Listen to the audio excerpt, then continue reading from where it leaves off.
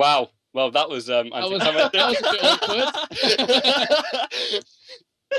Oh gosh, no! What? How did you do that? We were literally just speaking 2 seconds ago. Right. Hi guys, how's it going? Welcome to the STiKS E. That was a little bit of an anticlimactic start. Microphone was unmuted. Yeah, that happened. That's probably the weirdest way to start a show. But yeah, as I was saying when I was muted, kind of come a little bit full circle because our first ever guest is now on the show again. That must mean he's doing a good job. That's MarkyB. Say hello. Hello, guys. How are you all doing today? We're doing well today. And then, as always, we've got the partner in crime, someone who apparently doesn't have a webcam for whatever reasons. I have a weird. But you know him as Scump on your screen. Also known as Tommy. How's it going, my friend? Good evening. Yeah, I have internet problems, so blame Virgin. Send them spam. But yeah, today mostly what we're going to be talking about is the Anicend LAN that took place at the weekend, obviously over in Amsterdam. It was, I think, a 16-team event. Some, I think, got through invitational, some got in qualification and all sorts. So that's basically what we're going to be recapping today. Marky, you were there. Do you want to just kind of give an overview of your event, I guess, and what you expected from the LAN and what was delivered? And obviously, I think it's Anicend's first ever LAN, if I'm not mistaken. So did they put on a good show? Yeah, to be honest, I wasn't expecting much. Like, I got the opportunity to go with Epsilon, and I was just going for the chance to potentially win some money and then win the event. Obviously, that's obviously the main point. But I wasn't expecting much from the event itself in terms of its presentation. Obviously, the stream wasn't very successful. I believe they had DDoS problems where they were getting hit offline. But the event itself, actually being there, was really good. We stayed in the hotel that was actually attached to the venue, which is kind of rare for EU events. Usually you get stuck in some hotel absolutely miles away from the actual venue itself. But it was very convenient. The venue itself and the hotel was very nice. Presentation of just everything was great. It looked very professional. Great first event. Even the casters, who obviously didn't do much casting, looked very very well presented. They're all suited up, nice hair, bit of makeup here and there. It was a very good event. I enjoyed it, and I'm glad I actually went. So, from what I've seen, because Dessert did a little bit of a montage, and that was kind of like my experience of behind the scenes. Because obviously I was at home watching the stream because I wasn't casting. A little bit salty, but yeah. From what I've seen in the Dessert like montages and stuff, the setup, as you said, looked very, very professional, and it's something what I didn't really expect from their first event, like you kind of said, because you don't really expect, these newer organizations to be really know what they're doing, know how to set up and all this stuff. So it was quite impressive. Hopefully they do more events. I'm sure they probably will do more events, especially considering the reception they got, and I've been expecting more production. Tommy, what did you see from the production side? Obviously you was at home, so you was watching the stream when it was on because it was getting DDoSed. What did you think about the whole setup of Anicend?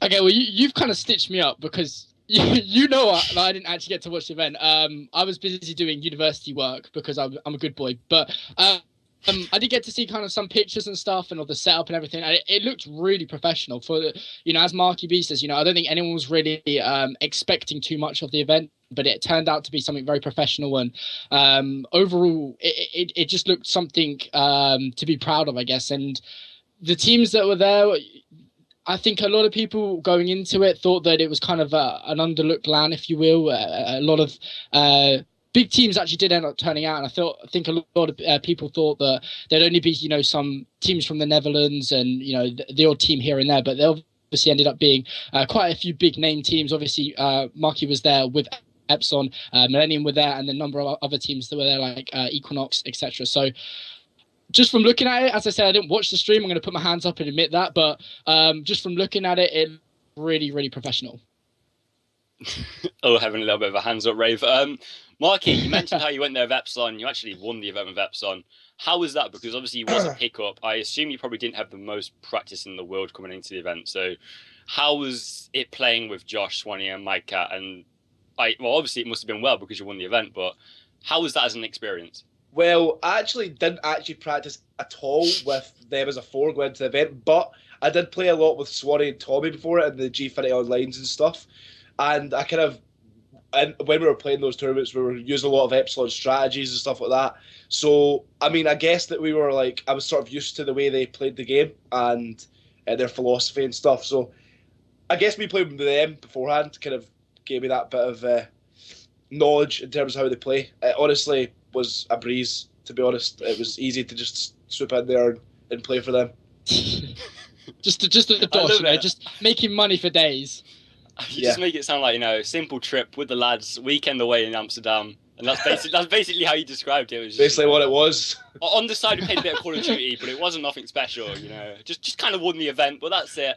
Yeah. But, that's what I want to talk about, the competition, because going into that, you had arguably not the strongest of competitions. I mean, you didn't have the Awares, you didn't have the Infused there. There was only 2 UK teams, Serenity, obviously, and yourself. And then you had Millennium and EQ. Other than that, there wasn't really much competition, so to speak, and for the rest of the teams like Dutch. What was it like? What was that like? Because I'm sure, obviously, all these Dutch players haven't really had the most experience. So you coming in there with this Epsilon lineup, who I believe, obviously, Josh and Mike, they've won every single Advanced Warfare LAN you've been to. So that's kind of, in the Europe, obviously, because champs, well, let's not talk about that. Same for Swanee as well. Well, yeah, including Swanee, because it was kind of that same 3. So what was that actually like, knowing that that's kind of on your shoulders, knowing that you've got a bit of pressure to kind of live up to his legacy? I guess I didn't want them to lose, because if they lost to me, then it would be like, oh, MarkyB's fault. You get so much it's all your fault. Obviously, that was like in the back of my mind. But at the end of the day, I just was really confident that we were going to win anyway. Even if we'd lost somehow in the winners bracket, I just knew we would come back and win, even though we didn't. But just when you're with those guys, you're just filled with loads of confidence. You just know that they're going to win it. Like, honestly, after playing with them over that weekend, I can see why they've won in most events. Just their general vibe and stuff. Just you can tell they're super confident going into every single game, every single tournament, and they don't really expect anything but first. Yeah, to be honest, I can imagine, obviously, I don't really have the experience of being one of the best players in Europe, but I can imagine you get like a little bit of delusional confidence what comes with it, and I assume that goes a long way. One thing I really want to talk about, that Serenity lineup, obviously, they played at Am2 Pro in different rosters. They were kind of known as like the young kids who just, came out of nowhere, especially like Hallie and Nathan. Nathan was known for that Orbit roster beforehand. What were they like? Because obviously they impressed a lot of people coming second, especially in front of Millennium and EQ. What a lot of people picked, including myself, a lot of people consider them to be better than Serenity. I think that a lot of the UK teams and players would, obviously, from a outsider point of view, Millennium and EQ and stuff are the favourites. But personally, before the tournament even started, I predicted SE7 to be second place. I just know that they have a better understanding of the game, like to a higher level, and how to correctly play the game. I mean, they don't play it perfect by any means, but I think they're better than Millennium and EQ at playing specific game modes. Although, like you said, like you've seen, we actually had a really close game in Millennium, whereas against SE7 it was a bit different. It was a bit more one-sided, but nonetheless there were some close maps here and there. But I think it's more so the reason we lost to a couple of maps in Millennium were down to just not really knowing how to play against the way they play. They play the game completely different to the likes of the top UK teams, even the American teams. They play it more individually based and try to make clutch plays. And sometimes if their players are going off, that can happen. And it's just all about really shutting down those guys and bringing it down to like a team-based level. And I guess we've done that in the end. But yeah. Well, yeah, I was going to talk about that. I mean, obviously, a lot of the continental European teams, French probably being the best example, was always known since Modern Warfare 3 times, knowing as being more aggressive. And obviously, you teamed with 2 members of that Millennium team, Carnage and Mello, when you was on Millennium. Do you feel as that was kind of a factor? You kind of knew what sort of plays it was going to make, or do you reckon it kind of you both had an equal ground because they knew what you was going to do and you knew what they was going to do? It's hard to say, really. I think that more so we were kind of prepared to how they were playing. I think that I've obviously been part of that team with Carnage and Mel before, so I kind of knew what to expect with those 2 players, and I've played against them numerous times. It was kind of easy reads in terms of the S&Ds. Like I said, respawns we were aware that they were going to play a bit weird, but we just didn't really adapt to it correctly, which is why we lost 2 respawns against them. Yeah, and again, another thing, just had to clear my throat because, you know, I'm feeling a little bit ill. I got a little bit of LAN flu, even though I didn't go to LAN. But yeah, talking about that is, do you feel as if that kind of played favour into that Serenity team? Was obviously them being the UK. Do you feel as if English players and, you know, UK players, Great British players, that's probably the best way to word it. Again, not really knowing. Talking out my, not my rectum, but yeah, moving on. Do you feel as if what are you going on about? Yeah, I have no idea what I'm going about. I'm just off my mind at the minute. Focus. Yeah. Focus. Ever since that Tommy, started. I think you need to take charge, mate. Yeah, take charge, sorry. Take charge. No, he's been getting worse and worse by then. I'll take over because this dude just has no composure, and it's why he casts and doesn't compete. So basically, obviously, with it being, if you will, an international event, it be it in European, but there's still, you know, a variety of countries attending.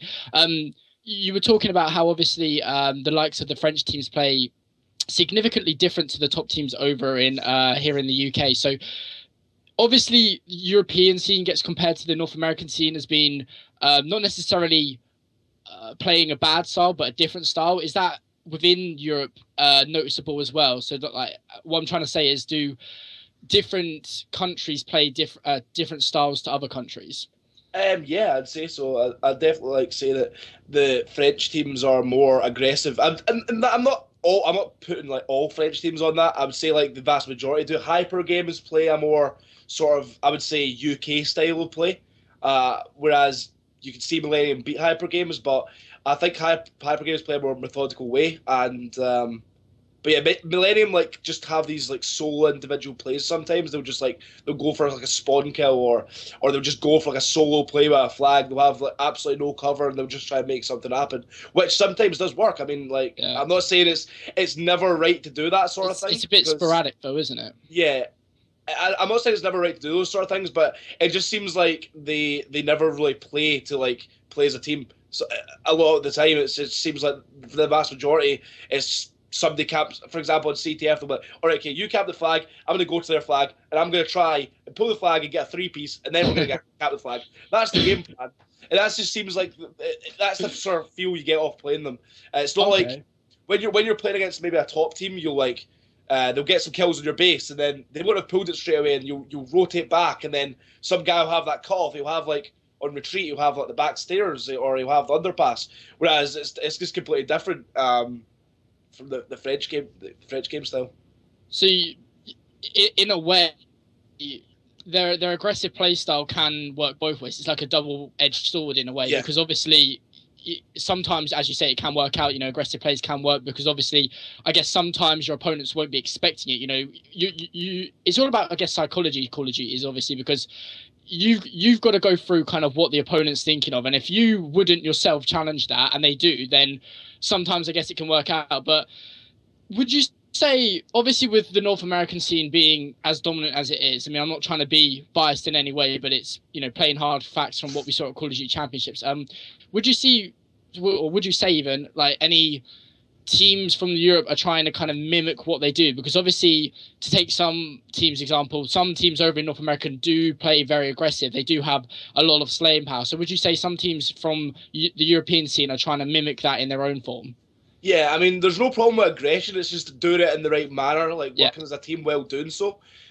And I certainly say that like every Call of Duty for the last couple of years, we've obviously been trying to mimic the ideal way of playing the game, which is, like you said, it's facts. The American teams do play the game correctly and at a better level. It's just they win more consistently, and I think you see like throughout the time span of a game, you see the EU teams catch up towards them because, in my opinion, we're not that far behind in terms of.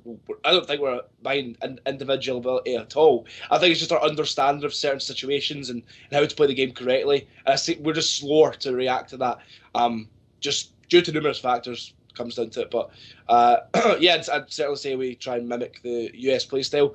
Sometimes that can go against us. You may think like you may watch it and understand it differently to when they're playing.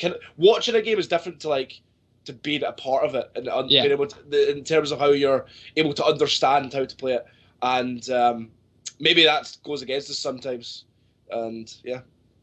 So, in essence, we're going on a bit of a tangent away from Anicend, but why not? yeah, exactly. So obviously, just going back to Call of Duty Championships, I mean, it was only a few weeks ago, and it seems like it was a few months ago. But going into it, there was a lot of hype around European teams. I mean, I think a lot of people felt that this of any year was the year for the European teams to do well. I mean, Epsilon had a smashing performance at the EU regionals, and then so did TCM. Sadly, Millennium just came a little bit short, but teams like Infused and Aware did very, very well as well. So, I mean, you've played abroad, so going into a LAN overseas, what kind of is the mindset? Because there's this, I almost feel like there's this impression that going into it, there's like a lack of confidence from the European teams. Well, I guess I've been to all the international events I've been to. I've always been severely confident. Like honestly, oozing with confidence. The only one that I would say that I've not been confident going into was UMG this year. But if you look at all last year on Ghosts, every international American event I went to, I was very confident. I think that going into Call of Duty Championships, however, going into Call of Duty Championships last year, we were severely confident, but there was a lot of conflicts in the team which ended up going against us. But going into this year, I honestly wasn't that hyped for the EU teams, to be honest. I thought like a lot of the hype was like, I mean, I thought we could maybe nudge in there at the 5th to 8th sort of area, which obviously we didn't. But that was like very high in terms of, I didn't think that they were going to place any higher than that, and that was just what I believed throughout the whole time. Obviously, things went against them. There was brackets. Obviously, if you want to be the best, you got to beat everyone. But obviously, if you don't want, if you're like trying to nudge in there at like a 5th place placement, then obviously brackets are going to be a factor because I mean, if you look at like Optic, the only two teams they lost to were the 1st and 3rd team. But you would probably say that Optic were like a top 3 team, but they obviously ended up placing top 8, which I don't know.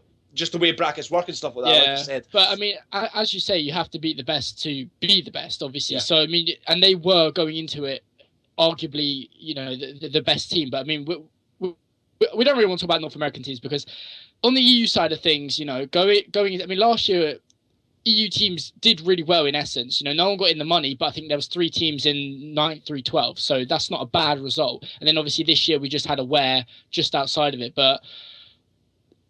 Going in, I mean, EU regionals in itself, I think you'll agree is done maybe incorrectly. Obviously, it's basically one series to decide whether you get there or not. So do you think to give European teams a better chance at the likes of COD Champs, we need to have a fairer system of them qualifying? Because at the moment, I kind of understand where they're coming from in the sense that they're trying to get a fair share of teams from all around Europe. But do you think it should be done so that only the best teams actually qualify?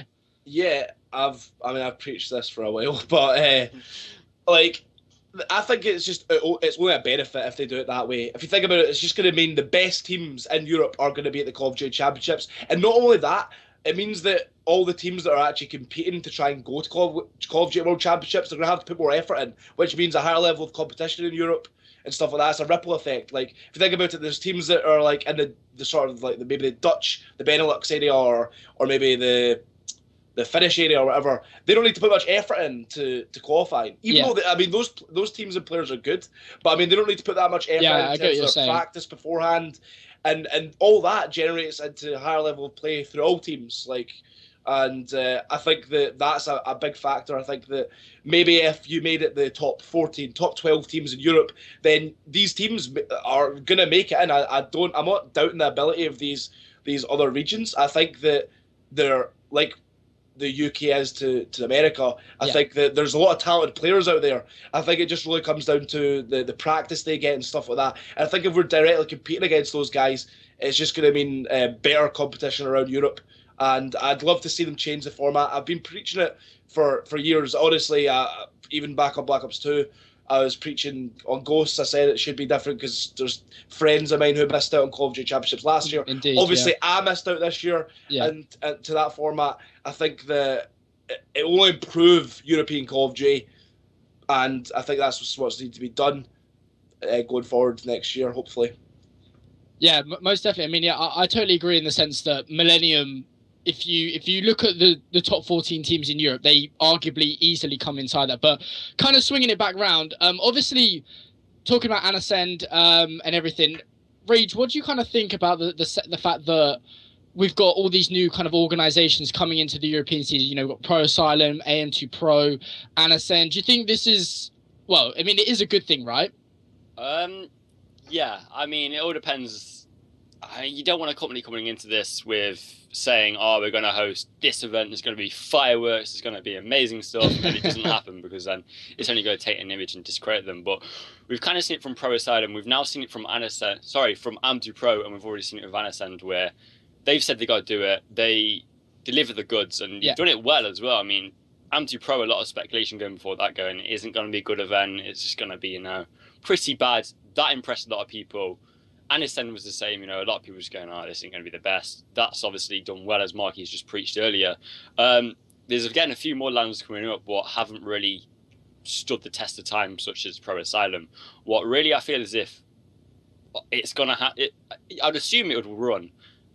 So, again, you just need to wait. But there's always going to be skepticism before an event, especially if it's the first event, expecting it not to run well. You're going to be expecting all these technical issues, just like Marky said about Anicend. You're going to know.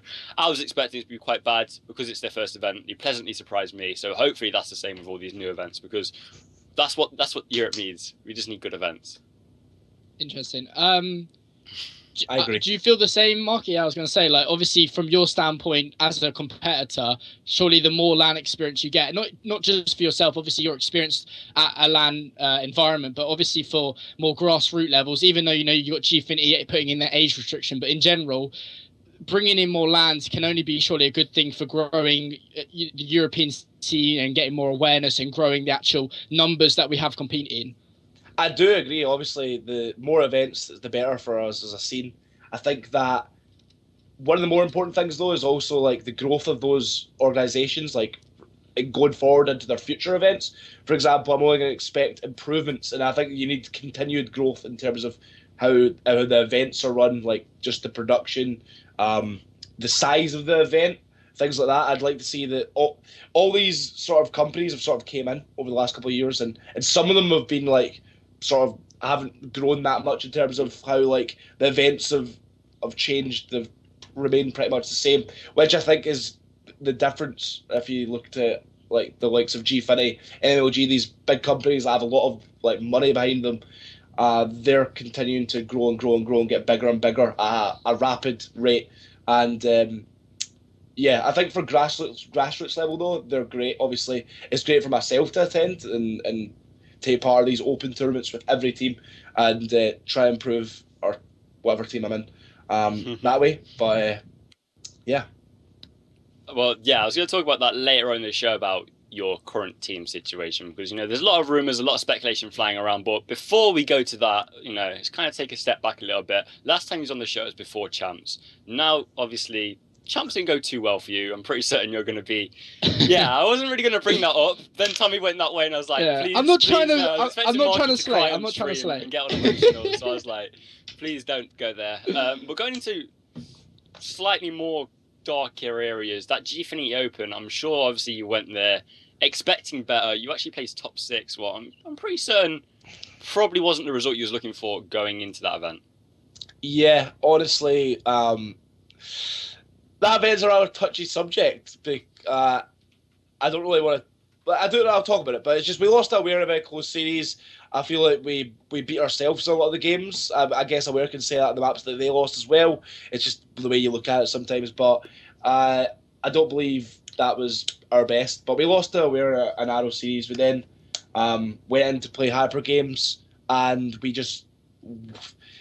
weren't in the right frame of mind, and that is at this level of competition is just unacceptable, and we just weren't taking it we weren't taking it as seriously as we should have, in my opinion. I don't think that we expected much from Hyper Games, and I don't feel like as a team we gave it 110%, which is what you need to in every single game, especially in a game at that far end of the tournament. Do you know what I mean? And I'm not taking anything away from Hyper Games. I think they're a great team. Like I said before, I think they're the French team that plays the game correctly. They play it the methodical fashion. I just do believe that the team was better, and but we just, I guess, didn't show up. Talking about Gfinity, kind of talking about the actual event itself more than the production. Again, I wasn't there. Tommy wasn't there. You was there, so you kind of get a little bit of a unique insight onto that. How was the actual event? Because it was in the Gfinity arena on the second day. So how was the transition between the first day where I can't remember whereabouts it was, but it was in like a little venue, and then it went into the Gfinity arena. How is the Gfinity arena, and how did that all work? It's great. It's obviously, I'm pretty sure they've took control of like half of the View Cinema at Fulham. And if you go into the actual Fulham Broadway, which is kind of like a mini shopping centre area that has loads of food places and stuff like that, and that whole place is just covered in Gfinity, like advertisements and stuff like that. And they've went the full distance in terms of how they've and wanting to like bring Gfinity and obviously UK esports to a sort of more mainstream audience. So when people were walking about there, they're like, "Oh, what's Gfinity?" It's literally everywhere. We went to see Fast and Furious 7 on the Friday night, and that was my first like experience of going into the cinema. And I was like, "What's going on here?" There's a poster of Astro on the wall. It was kind of a bit strange, and but like I said before, the venue itself was great. The transition, obviously, it was in a hotel on the Saturday. It was in like a sort of convention area of a hotel.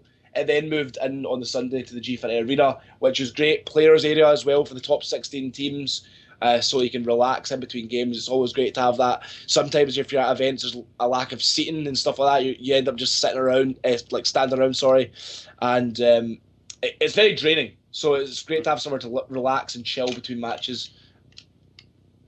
Yeah, that's about it. It was great. It was a great event. I really enjoyed it. Talking about Fast and Furious has kind of made me think of a good question to ask, because we're actually going to be going to a break. Then when we get back, we'll be talking about your team speculation, a little bit more about Anicend and all that good stuff. But the question going into the break actually is Fast and Furious 7. I'm not sure whether you've seen it, Tommy. Have you? No. Oh, damn. I was going to say that, Marky. You didn't tell me I had to watch it. That was your research. We're not giving any spoilers here today. No, we're not giving spoilers, but thank God. when we come back, we're going to find out if Marky cried or not at the end. Anyway, we'll see you on the other side of a minute. See you in a bit. Bye. Hey guys, welcome back. My microphone isn't muted, so that's already a better start to the second half of the show.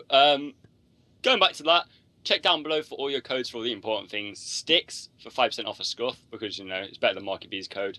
And then 10% off G Fuel with the code Kingdom. So make sure you use both of them because they are the best. Before the break, we asked the important question. MarkyB, did you cry or get emotional at the end of Fast and Furious 7? Yes or no? I'm not going to lie, I got kind of emotional. I think it was... Were there tears? Sad. Were there tears? I would not. Are you sure? I held it together because I was with my team in Epsilon. Did you take? Did you take a Kleenex tissue? No, I didn't. Okay. Why Kleenex? Are you sponsored by Kleenex or something? Did I have to say a Kleenex tissue? Like I thought I was allowed to say my. There goes our subliminal sponsors. Specific. Am I not allowed to do tissue, that? like Kleenex tissue. It is quite specific, to be fair, Tommy. You're telling us something. Like, you sponsored. Okay, I might be sponsored by some people called Kleenex, maybe. Right, moving on. This got really weird. On, yeah. Moving on. I'm trying to make the transition here. I did get a little bit emotional as well. Didn't cry. Started tearing up a little bit emotional. Moving on. Reedy saying that Marky cried. Just saying. He did cry. I didn't No. Yeah, okay. Well, you're getting called out by. Did any of the rest of the team cry? No one cried. I'm just. Did anyone in the cinema cry? Maybe Swanee, he might have cried. Oh, I imagine Swanee to be a crier. Bless him. He's an emotional He's guy. probably still crying over Optic though. Too soon. My bad. Yeah, we need to move on. This is the horrible, dark pit we've got. So transition straight back over again. Marky, there's a lot of speculation behind you and your current team and your current roster. You've been playing a lot of Gfinities with, as a pickup, I'd probably be the best way to probably describe it. You've been playing with certain players and certain teams. So what's can you shed a light on what's going on? Basically, right now, I'm still part of Refused, and obviously there's a lot of rumours flying about whatever's going on, but no one really knows what's going on right now, to be honest. It's myself and Fuse. Obviously, Jake has announced he's a free agent, and Dom is now a part of Barrage. So right now, it's just myself and Reedy. We're part of Infused, and that's it, really. We're obviously going to ASWC still. We've maintained that 2 sort of players. You know, you've got to maintain 2 players to keep your SWC spot. And yeah, so myself and Reedy going forward, going to SWC, and that's basically about it. We're trying to find the suitable players to fit in there. You might mute it again. I know. I thought I muted it, and I pressed the button for whatever reason, even though I knew that it wasn't unmuted. Why do you keep doing that? Like, are you having another conversation with someone? Are we not that important? Do we not deserve your 100% attention? Marky, you mentioned how you're looking at people. Is there anyone in specific? You know, can you release the intel, so to speak, as to who you're going to be picking up for SWC, or is that still hush hush? Honestly, there's a lot of players there's a lot of players that are good enough to play at that level. I think obviously we're in a good position. A lot of people obviously want to play SWC, but honestly, I don't know for sure right now. It's up in the air. They're like, there's a lot for us to think about. Like, do we want a player that maybe could go forward and be a player for a long term, or do we want a player that's just going to be a short term fix? What do we want for this team? So that's a lot, obviously, what's going through our minds right now. Do we have a date when we'll know about the team? No, honestly. Could be today, could be tomorrow, could be the next day. Just comes as it does. Because like I said, there's no 100% decisions to be made. So okay. Who knows? Who knows? You're just going to have to keep an eye out on my Twitter, you know what I mean? Just what's this? You're typing in the chat that you're picking up. No, I'm joking. Start randomly throwing out names like, yeah, I'm picking up so-and-so. Like, nature? Everyone will think there'll be like 8 people on the roster. Shit. Oh my god, what the hell am I doing? Yeah, bring him over. I'm sure he's coming over for ESWC and Gfinity. Have a word with him. I'm tweeting him, want a team. Tweet him right now. Tweet him right now. Oh, tell him that you're captain though. State the authority. I just tweeted him, look. Refresh your Twitter. No, you didn't. No, you didn't. Where is my Twitter feed? See, I did. Oh, what a team! Goldie's trying to put it up on stream, so you don't have to leave the stream. Oh, One a team. Well, if he responds to that, I'm just gonna. Hopefully he'll respond before the end of the show. But and then you need one, and then you can pick me up, so I can be. Yeah. No, we've still got Reedy to members. Well, yeah, actually, that would make sense. Yeah, we need one. Yeah. See. What am I talking about? Yes. I don't think Reedy would be happy about that. No, I'm a good. Okay. I'm right good, I promise. Yeah, so we've got myself, Reedy, and Nade Shot, and I don't know if we're going to make the 4th. Who knows? We're going to have to find out. Me. Let's see what happens. Me. Maybe. Rating outfit. It's confirmed. Hear it first on the STiKS. I won like this one Twitter tournament once, so I feel as if I've got the experience. Yeah, but let's. That was against like 12-year-olds play with no thumb. Wow.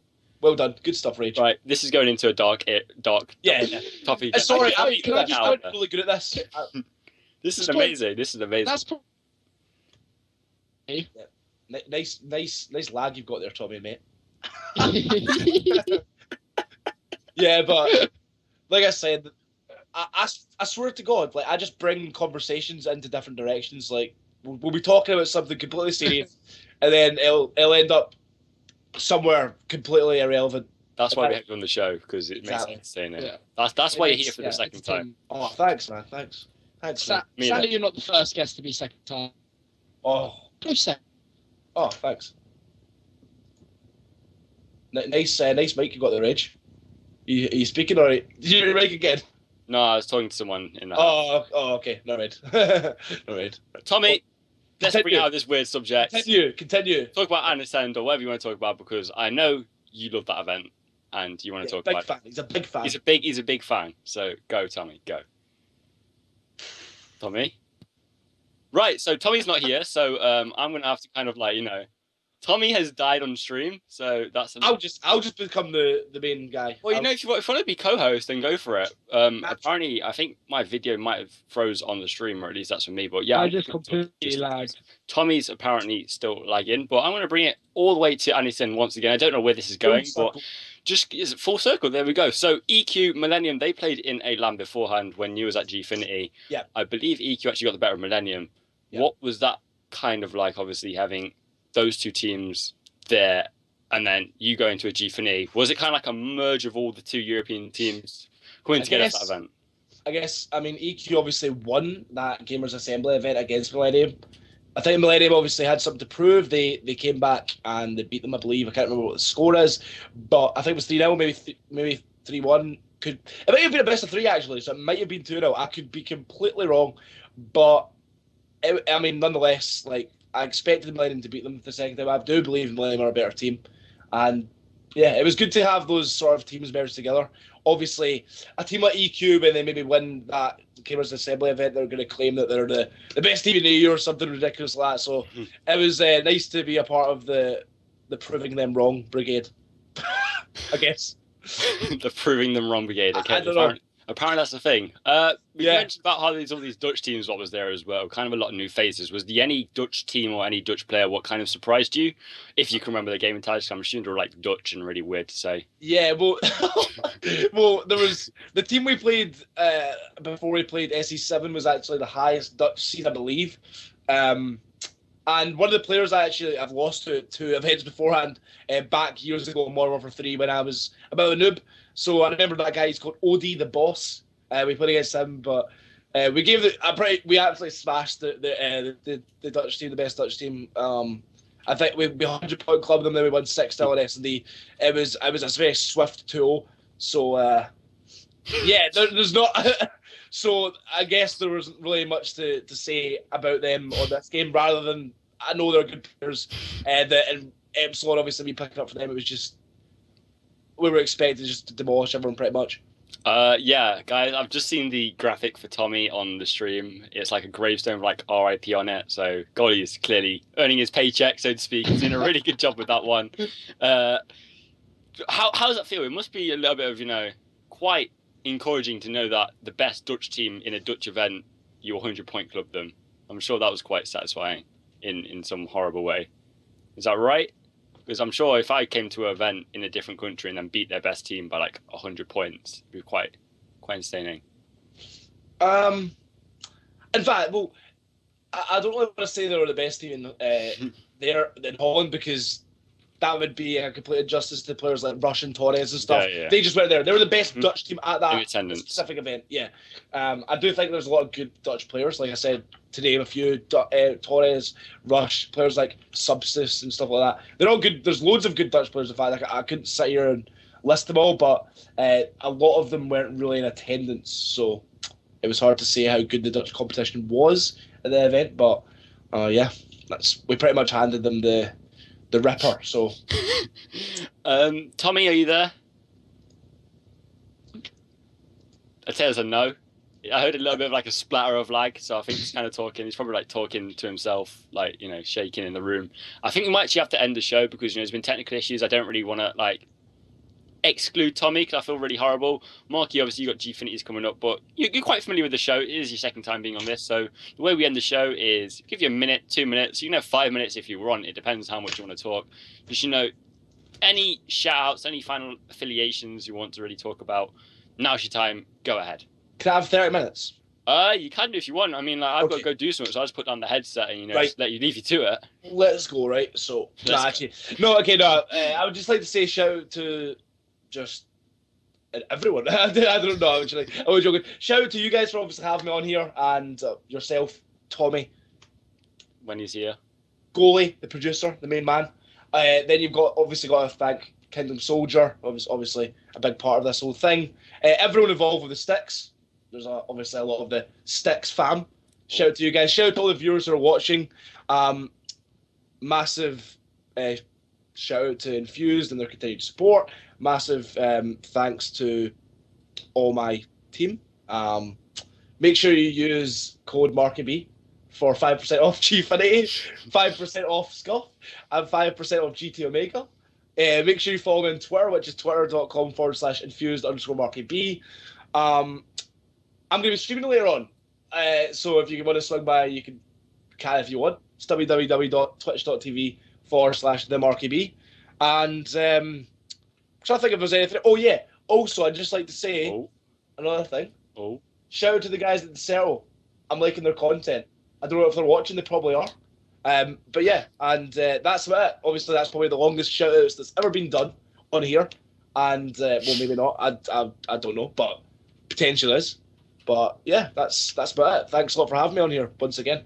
Yeah, again, probably isn't the longest because I'm pretty certain like Stealth went on like a 10-minute run about how he got engaged to his girlfriend or something. So, you know, you still got a record to break. But Tommy, if you're here, you can close, or are you still alive, or are you gone?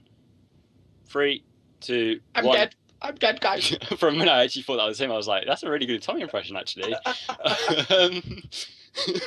was like, Tommy? But yeah, that's a really weird way to end the show. Sorry, it's a little bit abrupt because Tommy had technical issues. #blame Tommy. Again, thanks a lot, Marky, for coming on the show. Guys, check down below for all the codes and all that good stuff. Make sure you watch MarkyB stream later on because I'll be there because, you know, big fan. And then, yeah, obviously, that's it. Make sure you're back here next week after you've finished watching MarkyB stream. And yeah, we'll see you then. See you in a bit. Bye. Awkward wave. Bye. It's my strong hand.